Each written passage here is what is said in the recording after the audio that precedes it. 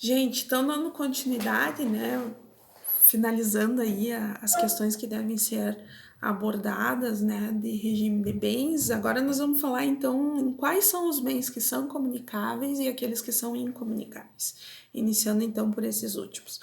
O artigo 1661 do Código Civil, ele é taxativo em relacionar quais são os bens que são incomunicáveis na sociedade conjugal, ou seja, são aqueles que não são do patrimônio comum, né?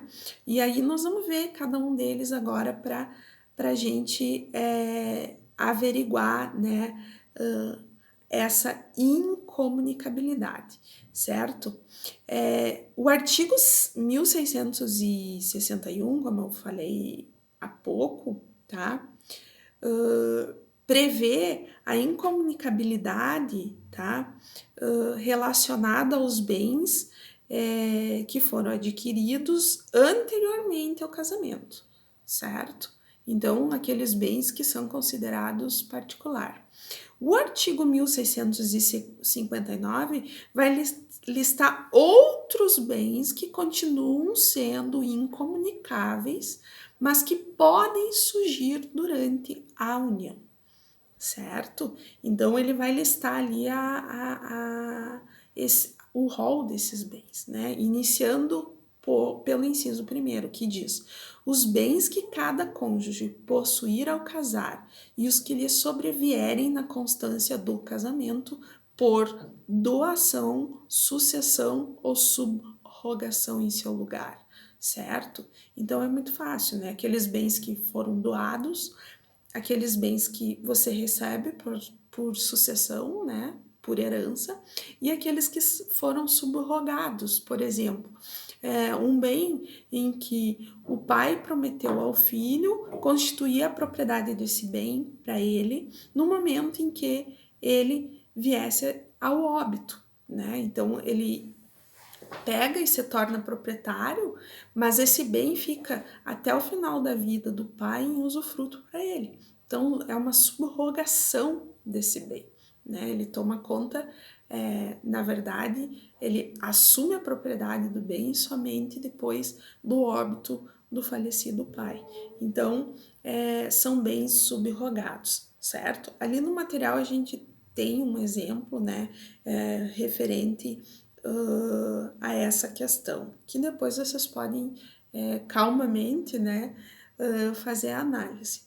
O inciso segundo diz que os bens adquiridos com valores exclusivamente pertencentes a um dos cônjuges em subrogação dos bens particulares. Por exemplo, vamos dizer que eu tenho uma poupança e eu peguei e comprei um carro para mim com o valor desta poupança, certo? É esse caso aqui, né? Era um bem que era exclusivamente meu, particular, e eu comprei então um carro para uso pessoal, particular meu, né? Com então o dinheiro que eu tinha numa poupança anterior à união estável. Então, por óbvio que era exclusivamente particular. Terceiro, as obrigações anteriores ao casamento, né? Por exemplo, uma dívida de cheque especial, certo? Pertence, então, à pessoa que adquiriu, né, essa dívida. Quarto, as obrigações provenientes de atos ilícitos, salva se não reverserão em proveito do casal, por exemplo, né, praticou alguma fraude tributária, certo? Fez alguma sonegação de imposto de renda. Então, se não teve proveito para o casal, permanece para a pessoa especificamente, né, particularmente. Quinto, os bens de uso pessoal, os livros e instrumentos de profissão, né? Vamos dizer que é um advogado de renome e casa, né, com uma estudante de direito, por exemplo, né? Por óbvio que livros, a biblioteca dessa pessoa pertence a ela, né? Não se comunica durante a constância, até porque se era, né, um advogado renomado, por óbvio, né, que já deve ter adquirido o seu patrimônio comum particular e que não vai obrigatoriamente dispor, né, desses bens que ele já adquiriu para uma futura comunhão e partilha, né? Então tem que deixar delimitado aqui, né? Inclusive tem ali instrumentos profissionais, por exemplo, se é um violonista famoso, né? Tem alguns exemplos ali. O inciso 6º diz os proventos do trabalho pessoal de cada cônjuge, ou seja, o salário, né, pertencente a cada um dos cônjuges, por óbvio que não pode ser o quê? Partilhados também, são incomunicáveis, certo? 7º, as pensões, meios soldos, montepio e outras rendas semelhantes, né?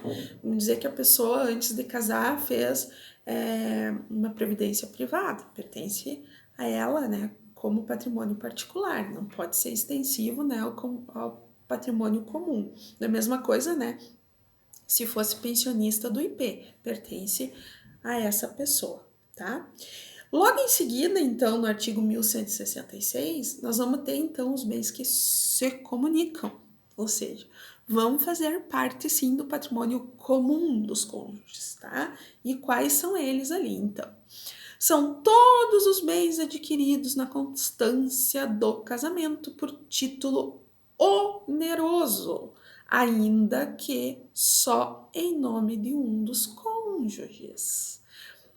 Vamos dizer que um dos cônjuges resolve comprar um carro para a família com um tanto de dinheiro da mulher e um tanto de dinheiro dele. Por óbvio que vai ser partilhado.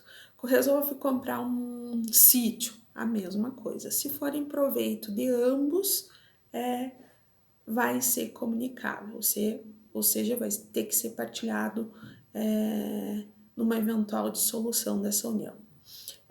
Segundo, os bens adquiridos por fato eventual com ou sem concurso do trabalho ou despesas anteriores. Aqui é o famoso caso da Mega Sena. Vamos dizer que uma pessoa foi sorteada com o prêmio da Mega Sena, ou da Loto, ou do Trilegal. Se for na constância do casamento, em proveito de ambos, vai ser partilhado, certo? Terceiro, os bens adquiridos por doação, herança ou legado em favor de ambos os cônjuges, certo? São aqueles bens doados em vida pelo genitor ou genitora, mas que é em proveito do casal. Por exemplo, um pai resolve doar a casa para o filho e sua nora, certo?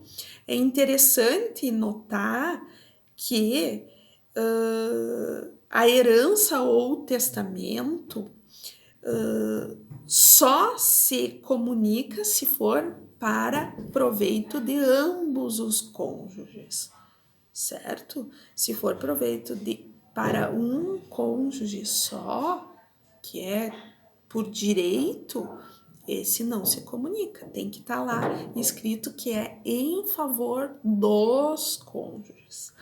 Quarto, as benfeitorias em bens particulares de cada cônjuge. Por exemplo, eu tenho uma empresa que foi constituída anteriormente à constância da união e é dela que a gente tira o proveito referente à manutenção da família. Por óbvio que vai ser comunicado, né? Se essa empresa é instituída justamente para manutenção da família, ela tem que futuramente ser partilhada. Quinto, os frutos dos bens comuns ou dos particulares de cada cônjuge percebidos na constância do casamento ou pendentes ao tempo de cessar a comunhão, certo? Por exemplo, se um dos cônjuges for acionista numa empresa e recebe, né, seus dividendos. Por óbvio que, se for na constância, ela vai fazer parte do patrimônio comum. Reitera-se, né, que a administração do patrimônio comum cabe a qualquer um dos cônjuges, conforme o artigo 1663 do Código Civil, né? Contudo, tem as suas exceções, que são aquelas que nós já relatamos, né? Já falamos dela pelo parágrafo 2º, certo? E pelo parágrafo 3º do mesmo artigo, em que caberá cada um administrar o seu próprio patrimônio particular. Sem deixar de mencionar, gente, que também vai haver uma exceção quando se tratar de bens imóveis, né? Pendente por obra daquilo que a gente já falou, que é a outorga marital ou uxória, certo? E aí o outro ponto que a gente vai abordar é qual? É referente às dívidas, né? Então é interessante, né, só mencionar, como já foi mencionado, que as dívidas adquiridas em prol da sobrevivência do casal e dos seus filhos, essas são partilhadas, certo? Em proveito comum não tem escapatória, tá? Tem que ser partilhados. Na maioria dos casos, quando a gente está assistindo um divórcio, uma dissolução de união estável, né? A gente sempre brinca, né? No início é meu bem, meu bem, meu bem. Depois é meus bens, meus bens e meus bens. E na maioria das vezes as pessoas acham que elas precisam dividir só o patrimônio, só créditos, né? E esquece de mencionar as dívidas, né?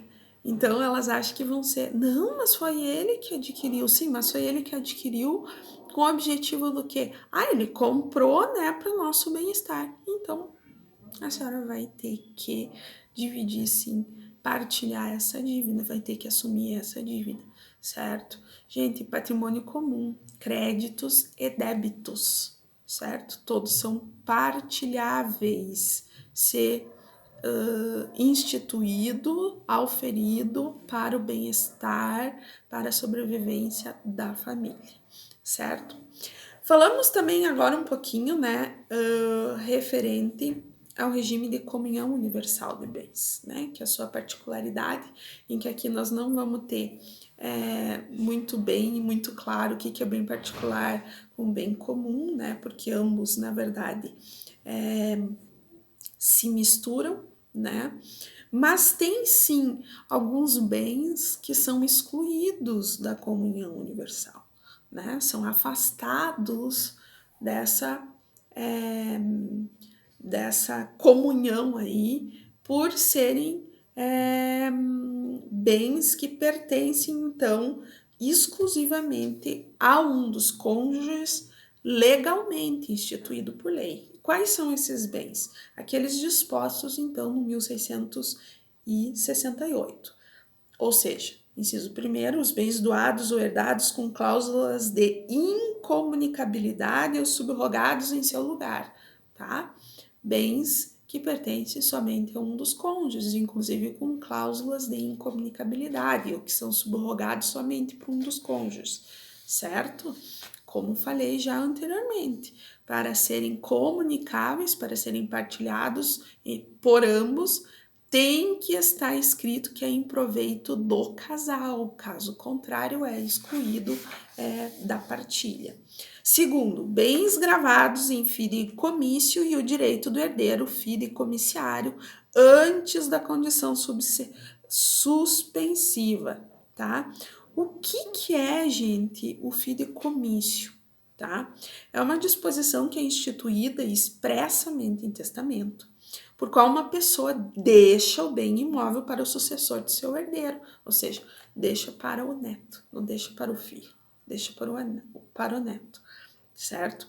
Ele é instituído, então, pelo artigo 1951, né, e diz: pode o testador instituir herdeiros ou legatários, estabelecendo que, por ocasião de sua morte, a herança ou legado se transmita ao fiduciário, resolvendo o direito que, por sua morte, a certo tempo ou certa condição, em favor de outro que se qualifica fideicomissário. Ou seja, gente, né? Em vez de passar para o filho, que é de direito, passa diretamente para o neto, né? Deverá ser instituído por testamento, certo? E preenchendo os requisitos lá estabelecidos pelo Código Civil, tá? Esse instituto, na verdade, a gente vê com mais calma durante o direito sucessório, né? Não é aqui que nós vamos analisar ele. Terceira hipótese, nas dívidas anteriores ao casamento, salvo aquelas que provierem de despesas que reverterem, né, ao proveito comum, como eu já falei, né? Adquirir uma dívida, mas que na verdade foi feita em prol da sociedade conjugal, né? Comprei uma máquina ainda quando eu era solteira e ela veio fazer parte, né, do proveito da família, certo? Então, a mesma coisa a dívida, certo? Se essa dívida foi feita com o objetivo do proveito em comum, deverá, então, ser comunicada. Caso contrário, uma vez provada que não era em proveito comum, vai ser excluída. Quarta, as doações antinupciais feitas por um dos cônjuges ao outro quando a cláusula de incomunicabilidade. Né? Vamos dizer que o pai doa para o filho um carro. Esse não é partilhado, né? Foi uma doação por parte do pai, por óbvio que não pode ser partilhado. E os bens referidos, né, nos incisos 5º a 6º do artigo 1659, ou seja, bens de uso pessoal, proventos do trabalho e pensões e rendas de natureza personalíssima, certo? Deverão ser, então, excluídos, né? A administração se dá na constância, né, da sociedade, respeitando, então, o princípio da igualdade. As dívidas, então, contraídas durante a união pertencem, então, a ambos os casais e deverão ser partilhadas. Por final, gente, a gente vai falar, então, do regime de participação final dos aquestos. Final não, ainda temos o regime de separação obrigatória, que é o regime legal e é mais fácil, né, mas que não tem tantas particularidades como os outros regimes, né? Como eu falei para vocês, ele foi introduzido pelo Código Civil de 2002, tá? E ele é pouco usado, né, dentro do direito brasileiro.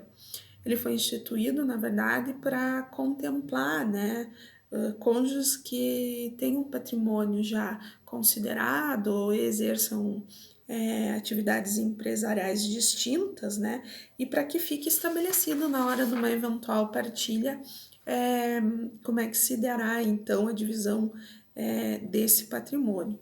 Reiterando, né, que deve ser feito por pacto antinupcial, a sua administração, né, exclusiva de cada cônjuge e a princípio, né, nenhum pode dispor do bem e alienar ou agravar, né, o patrimônio em si sem autorização do outro, né? Sendo que a partilha, na verdade, se dará por todo aquele rendimento, aquela aquisição de patrimônio posterior à constituição da União, né? Aqueles bens que foram revertidos em prol da constância, né, da família, mas que não eram bens pertencentes a eles anterior à constância, né? Porque como eles já tinham um patrimônio considerável antes de constituírem uma união, o que acontece? É muito fácil, né, haver uma confusão patrimonial aí referente a isso. Por óbvio que havendo dívidas, as dívidas anteriores à constância pertencem a cada um. Posteriormente, se foi adquirido em prol do casamento, vai ser partilhado. Caso contrário, pertence particularmente a cada um dos cônjuges. Tá tudo disposto ali, certo? Vocês vão fazer o estudo mais detalhado Eu não vou me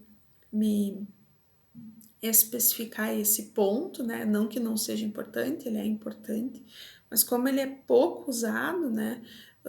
Ele está disposto no Código Civil, existem exemplos ali de como é que ele vai ser conduzido, certo?